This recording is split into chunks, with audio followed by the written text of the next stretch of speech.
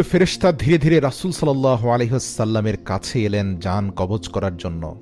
মালাইকাল মউত আজরাইল আরও কাছে এসে ধীরে ধীরে রাসূল সাল্লাল্লাহু আলাইহি ওয়াসাল্লামের জান কবজ করতে থাকলেন। পাশে দাঁড়িয়ে থাকা জিবরাইল আলাইহিস সালামকে রাসূল সাল্লাল্লাহু আলাইহি ওয়াসাল্লাম বললেন গঙ্গানির সাথে, ওহে জিবরাইল, এটা কেমন বেদনাদায়ক জান কবজ করা। ফাতেমা রাদিয়াল্লাহু তাআলা আনহা তার চোখ বন্ধ করে ফেললেন।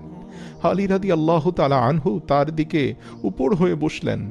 জিবরাইল আলাইহিস সালাম তখন তার মুখটা উল্টা দিকে ফিরিয়ে নিলেন। রাসূল সাল্লাল্লাহু আলাইহি ওয়াসাল্লাম বললেন, হে জিবরাইল, তুমি মুখটা উল্টো করে ঘুরালে কেন? আমার প্রতি তুমি বিরক্ত? জিবরাইল আলাইহিস সালাম বললেন, ইয়া রাসূলুল্লাহ, ইয়া হাবিবাল্লাহ, সাকরাতুল মউতের অবস্থায় আমি আপনাকে কিভাবে দেখে সহ্য করতে পারি? ভয়াবহ ব্যথায় রাসূল সাল্লাল্লাহু আলাইহি ওয়াসাল্লাম ছোট্ট একটা গুঙ্গানি দিলেন।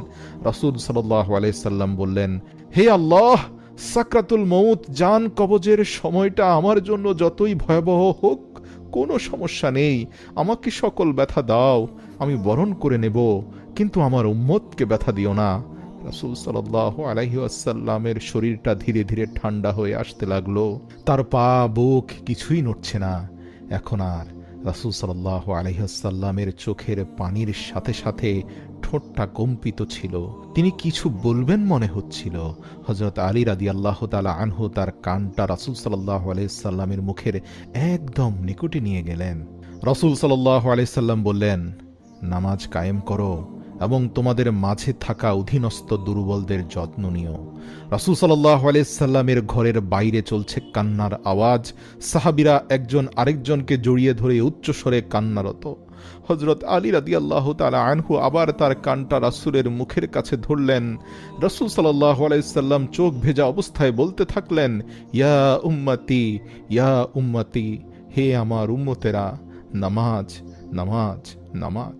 আল্লাহর আদেশে হযরত ইসরাফিল আলাইহিস সালামের সিংগায় ফুৎকারের মাধ্যমে কিয়ামত অনুষ্ঠিত হবে।